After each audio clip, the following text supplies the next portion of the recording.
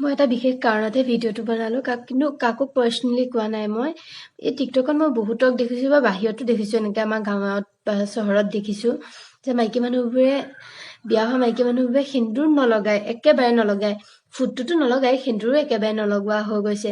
মই এটা কথা কওঁ, যাতে তোমাৰ বিয়া দিনাখন কিয় তোমাক মাং টিকা লগাই জানানে?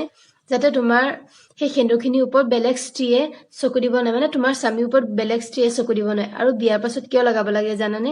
যাতে তোমাৰ ওপৰত বেলেগ পুৰুষে তোমাক চকু দিব নোৱাৰে, বেয়া চকু দিব নোৱাৰে।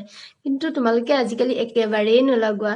কিন্তু এজন মানে স্বামী পাবলৈ মানুহৰ বহুত ভাগ্যৰ ফলত পায়। সেইটো কাৰণে তোমাৰ মানুহজনৰ আয়ুস বঢ়োৱা, কমাবলৈ কয় ন চবেই, সেন্দুৰ লগালে মানুহজনৰ আয়ুস বাঢ়ি থাকে। তেনেহলে সেইটো কথা হয় অন্ধবিশ্বাস, কিন্তু অন্ধবিশ্বাস বুলি নামানিবা। যাতে তোমাৰ মানুহজনৰ আয়ুস বাঢ়ক, যাতে তুমি তেওঁতকে আগত ঢুকোৱা, সেইটো কপাল লোৱা। ধন্যবাদ।